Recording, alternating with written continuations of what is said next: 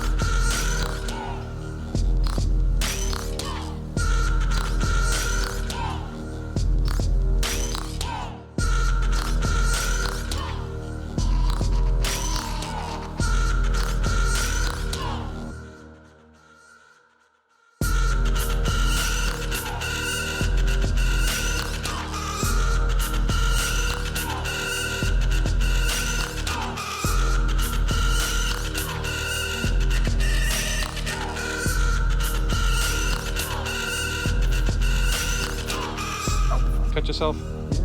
Drew blood, first blood. So we've appeased the Harley Davidson gods. Viking blood.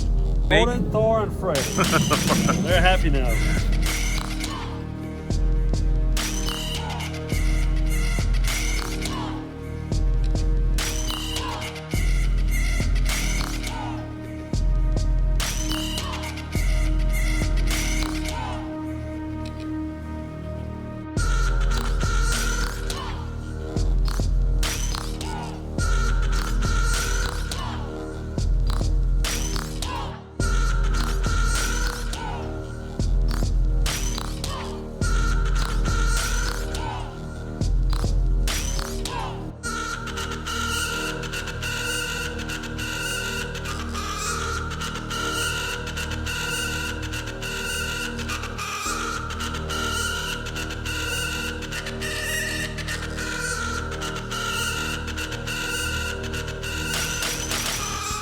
So finally the old man's bike got here from Germany, huh? It took 8 months. He bought it brand new in '99 in Manchester, England. Brand new stock, 99 Night Train.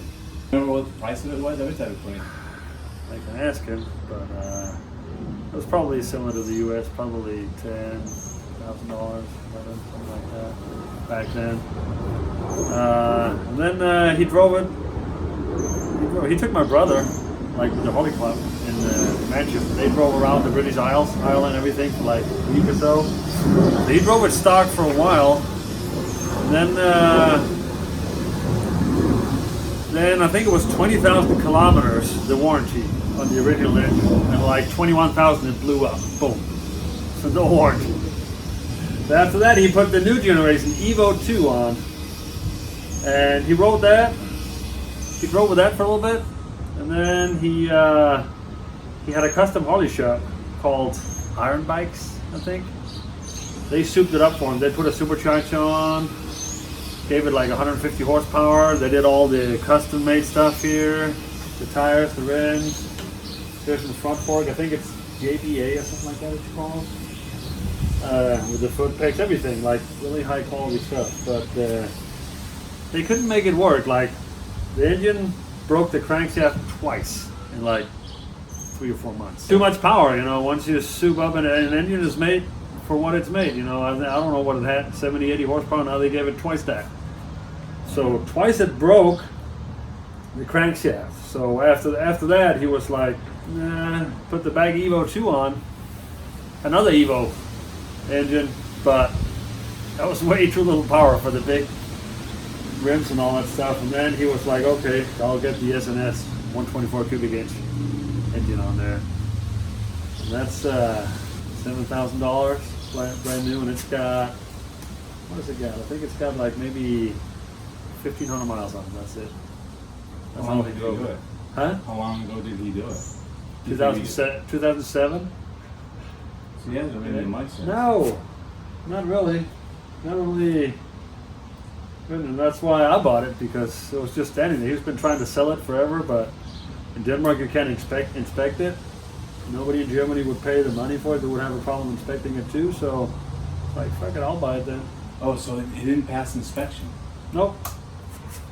Can't inspect that in Denmark. So you can't put it on the road at all. Nope. So, I bought it. Now the bike is home in the good old US of A. Huh? Dude, that's so cool, man. Yeah. Okay, so you bought it, and then how did you have it? How did it come? How do we end up with it here? Oh yeah, I had to take it apart, you know, to get it through customs. Did you take it apart, or? No, my buddy did that. So engine and transmission out here. So that was taken apart to get it through customs. So it came in as parts. Because if you bring it in as a working vehicle, it has to conform to highway safety standards, which would mean it would have to go to a laboratory, EPA. It would cost like $6,000, $7,000, $8,000 or something like that. So now we brought it in as parts, putting it back together, and yeah. What? Within a week? So you ended up taking it apart. So what does it cost? What? To get it ship, here? Yeah, to ship for that. Well, So it was you did two pallets, so I had to pay the fees and stuff twice, but it was $3,500. I thought it would be $1,600. That was the quote, and all of a sudden, as usual, that was the fee here, fee there. Oh no, well, you misunderstood that, and it was $3,500. And it took what, 8-9 months. The bike was picked up in my hometown, Overall. And In it was Denmark. shipped to, it was shipped then, or it was trucked to Frankfurt. And they were supposed to ship it over here, but I kept calling, email, nothing happened. I talked to the guy at the American company, shipping guys, and he was trying to get a hold of them too, and nothing happened. And so finally we got a hold of them, and one guy had been sick, or there was something, it was really bad. 8 months, 9 months it's taken. They picked it up in August last year. And we picked it up, 2 days ago? So it wasn't this dusty when you. No, probably not. But August last year, we just picked it up in May. So 11 months basically. No, 8-9 months. So this is a European spec Harley Davidson. All Harleys prior to 2018, I think, was made in the U.S. Everything was made here. So when my dad, he moved to Germany. I don't know, 2, 3, 4 years after he bought it, and to take it to Germany, he had to inspect it. So because you go on the left side of the road in England, the front lights were different. He had to change that for Germany. But else than that, it was pretty simple, because European Union was European Union. I mean, now they're out with the Brexit, but back then, but the lights had to be changed because they go on the left side of the road, so that was a different headlight. So you can't inspect this at all? Nope. So what do people do with Harleys?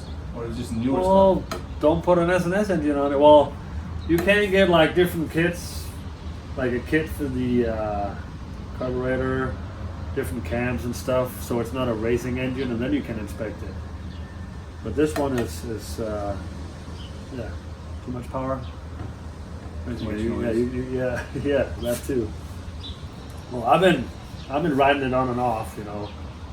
I had a crotch rocket for 10 years, so but sometimes I would borrow this, for the weekend, ride a little bit, stuff like that. In England or Germany? Germany, Denmark. Remember the rims? They came directly from the U.S. to the Danish shop that fixed it. They were only made over here, like special made something. They were really expensive, and I think the front fork, all that stuff. I can't remember the name, but I gotta figure it out. It came from America as well. It was. I mean, he's got well over. Got about $100,000 into this bike, with all the customization, the different engines, stuff like that. So, yeah. I mean, if it would have been on he's never had it on Danish license plates. But if you paid the taxes in Denmark, it would be well over 100 grand. Just the stock Harley in Denmark is around $80,000 stock.